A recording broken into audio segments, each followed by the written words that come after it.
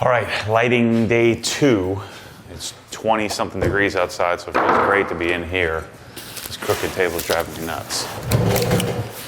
But what we're doing is we're prepping all our 6 bulb fixtures for install. So we're taking them apart, disassembling them out of the box, getting them ready to do the install. Same procedure as yesterday. Be a little more interesting because we'll be up on the scissor lift. I don't know if we'll be able to convince me to get up on that thing, but we got one coming early this afternoon. Once the lighting's done, we really start to see some changes in this place and what it looks like. But these come with bulbs like so. They're just like the 4 bulb fixtures, with the exception of these don't come with a blue cellophane on the enclosure, but same basic install procedure. And boy, doesn't it look a whole lot different on camera now. We're working under the lights. Feel super accomplished getting all the boxes open. It's the easy part. So this little garage here, this is like what is this, like 10 by 20? No, I mean the door's gonna be 10, so it's probably 13 by 22 maybe, something like that. And so I guess this is a little wide, maybe it's a 9-foot door. Yeah. So we're changing out 2 fixtures in here. We'll brighten this up a little bit, but we don't need to do any more, I don't think. There won't be any work going on in this garage. No surgeries performed.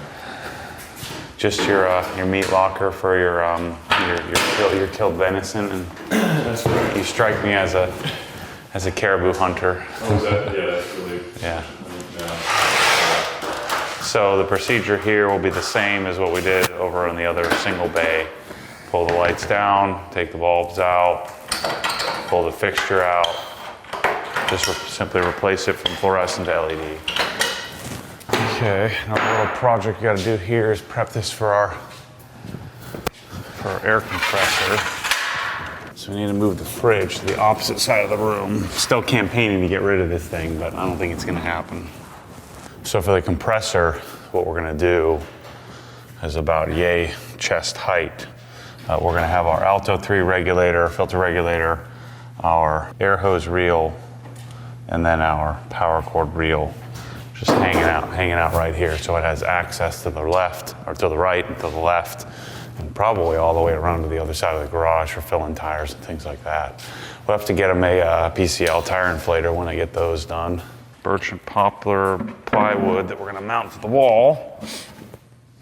Cut it down, paint it, mount it, and then that'll give us a mounting point to lag into for our reels. Because the air compressor, if you hadn't seen earlier, the air compressor's in here, and yeah, we're gonna punch right through the wall. We have another 48-inch, 4-foot flex line coming. So we actually send these, when we're boxing these, we send them in a separate box. Keep the hose reels from getting banged up. This is my first time seeing it arrive somewhere. This is our air hose reel. So this is a Cox, and this we have specially built with a different type of spring. So that way it's specifically designed to retract the Prevost Stowflex hose that we're putting inside of it. And they're heavy, real heavy. And then we also have power cord reel. These are awesome. So awesome. So, I don't know if I've ever told the story, I think I have, but I was at Apex, the Apex show, was it, I think 3 years ago, searching for this, for like the ultimate power and air hose reels. So there's some assembly required for the air, at least for now until I can get to Cox. Start sending these hoses to them to pre-install.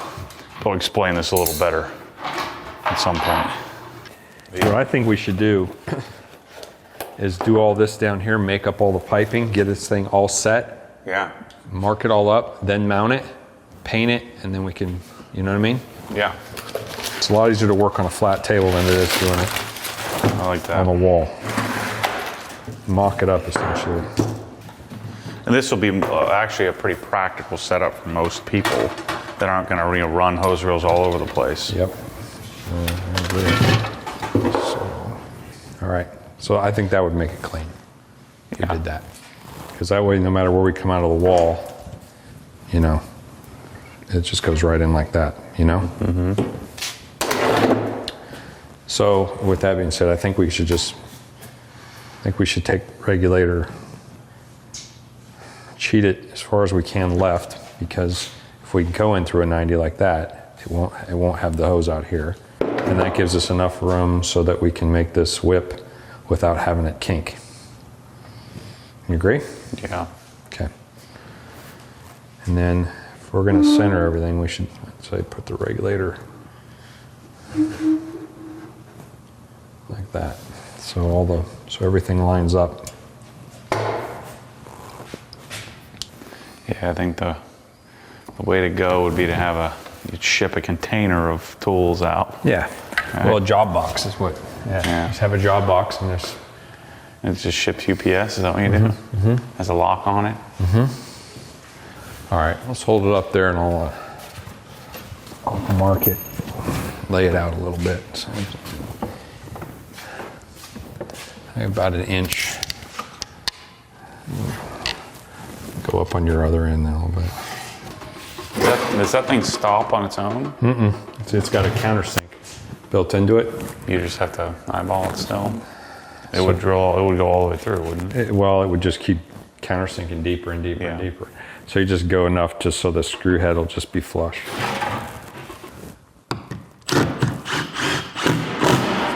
Okay, we're making pretty good progress in the VinWiki project here at Ed's Garage. We just set up a mounting plate for the compressed air system, and finished all the lights we can finish until the scissor lift gets here. So what we're going to do is we're going to start mocking up our OG spec Krenzla pressure washing solution. So what we'll have is a Krenzla K1322TS, which we'll be talking about as we install. We'll be doing and mocking up for a stainless shelf, an 18 by 8 inch stainless steel shelf. We'll be doing a Cox 112, I forget the model number, 112-100. Something like that. So it's a 100-foot hand crank reel.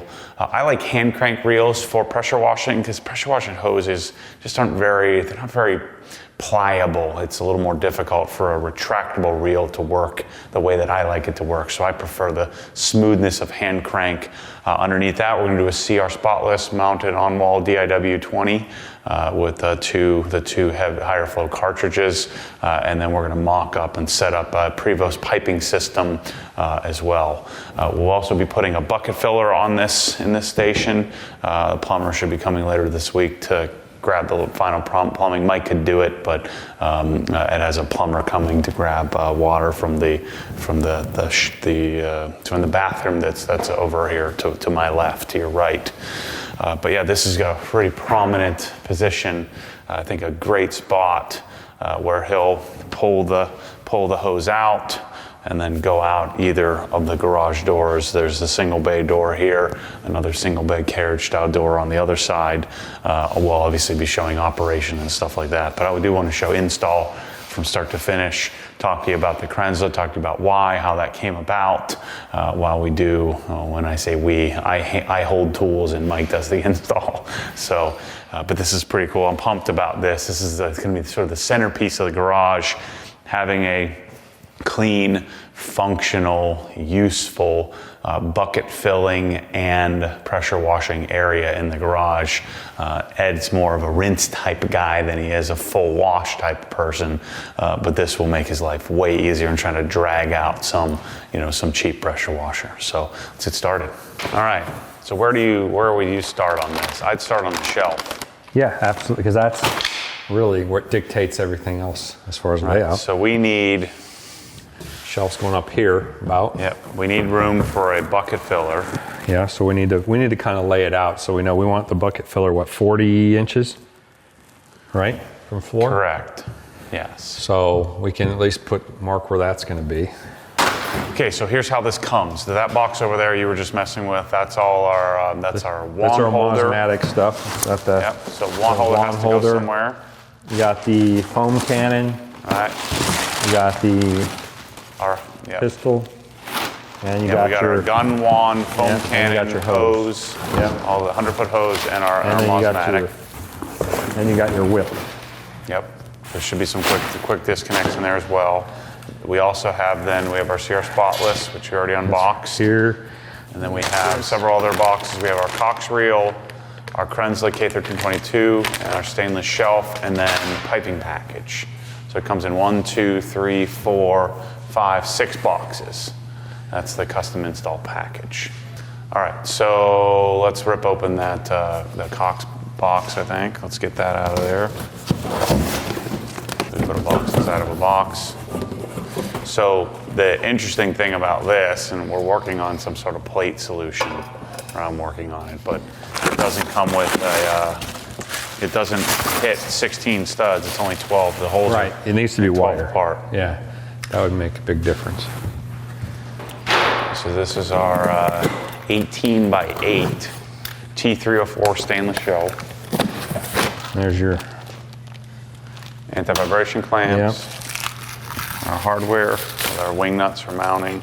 We'll tuck the hose reel up, next to the between the two. next to the triangles for the Yep. shelf. The only thing we don't include, I don't send it with lags, because I don't know what you're going to need. You may need tapcons, you may need lags, and we don't send it with hardware for the shelf, because again, you may need tapcons or drywall, or not drywall, but construction screws. We're going to use 2-inch construction screws. It's going to be fun to watch you do this in 30 minutes. It'd take me half my life to do this darn thing. If we did the shelf, here. Yep.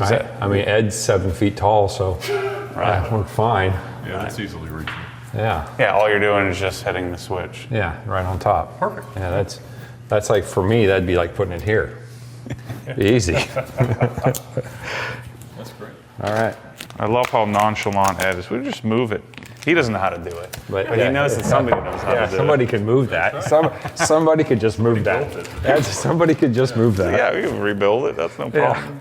I like that. Matter of fact, this garage is a little small. You guys can just add on. Right. Yeah. This is probably something I feel like I could have done it. Like, measure a. I don't know about I mean, that. it wouldn't have been straight. Yeah. I understand what's happened. There's a lot of angles right there, brother. Okay, so where I came up with this whole concept is this pressure washer came out. Remember OGHQ version 1.0? It was across the street from my office. Yeah. And I'm like, man, I don't want to do the big, giant, 20 millimeter pump because I don't want to spend $4,500 on it. Yep. But man, I'd like to take, at the time it was the K1622, Yeah. their little thing. I'm like, couldn't we put that on a shelf? Yeah. And then I tried to figure out what kind of shelf I put on. So I think I bought 4 different shelves. Yep. Then I'm like, I want a 100-foot hose reel. So then I bought, I think, 6 different hose reels. This is how I found Cox. Yep. And then I'm like, well, it'd be neat to have my CR Spotless. I can just turn on and off. And that's how this came about.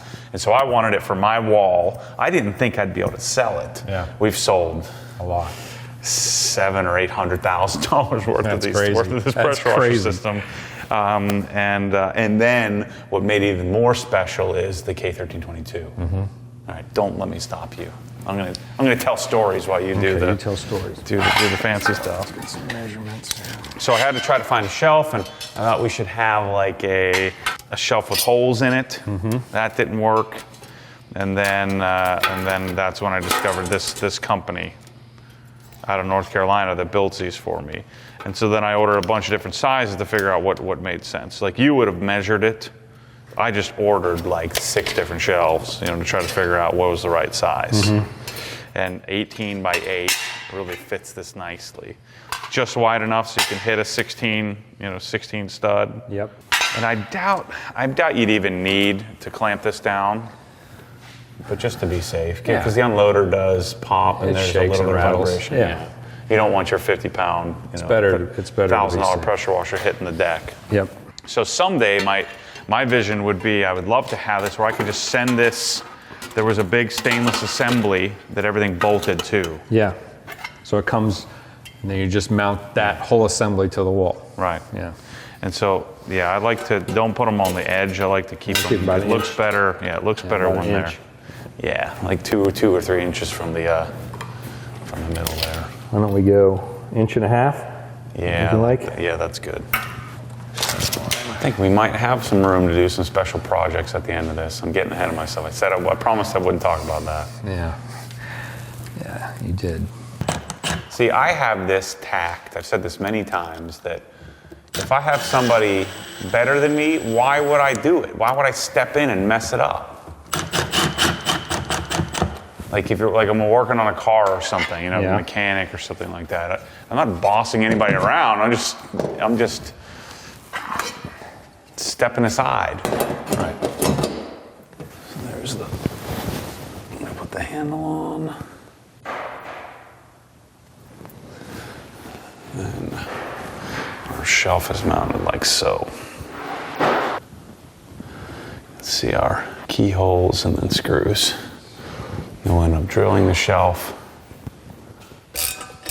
So again, when you're doing pressure washing, even the Cobra Jet hose that's about as pliable a hose as I've found with a smooth jacket, I just like manual reels better. Yeah. Retractable is just not practical. Yeah. Well, It's all kinked up. Well, that's what I think, because that's why I like it, is because you can guide the hose nice and tight. Mm-hmm. So this one's also a little bit difficult to reach in there because of the where the mounting holes are, but you can get around the side of it. Yeah. But again, you're gonna have to build some. This is why Troy and I took the wall, cut the wall apart. Same thing at OGHQ, because the mounting holes in this I think are 11 inches apart. So we got 2.5 inch,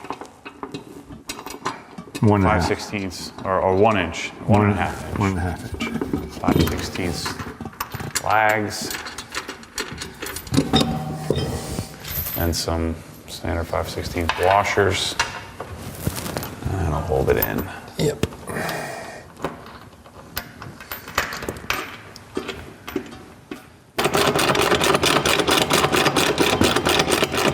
All right, people, I came back.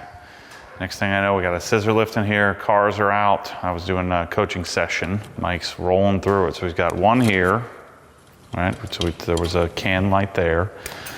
Replace the can light with an LED, 5000K. Another light there. We're putting 2. So we'll have 2 here, another can light, and then another OG fixture. So that ought to get us plenty of light, nice, crisp, white, daylight looking stuff. And doing it with a scissor lift is key. Otherwise we'd be here for 2 days trying to do these things. I might even go up there, because at least I can come down without them climbing something. I was wondering how those pictures would look up on the ceiling like that, at that angle. I think they look pretty good. Yeah. I think dropping them down was a must, because otherwise, if you put them in, all the light would be focused in the center of the room. Yeah. And so now this room is already transformed. 2 recessed fixtures and 4 LEDs. Way cool. And it just makes this whole area look fantastic. And just look at the walls, we can see everything now. Oh man, so good. So good. All right, so Mike's gonna work on those. I'm gonna start on the flooring. The flooring is something we're gonna lay out. Flat paint is for white trash. Is that what someone said? No, I meant glossy paint. Oh. You don't wash your frickin' walls, people. Nobody washes their walls. Nobody washes their walls, Dumbo.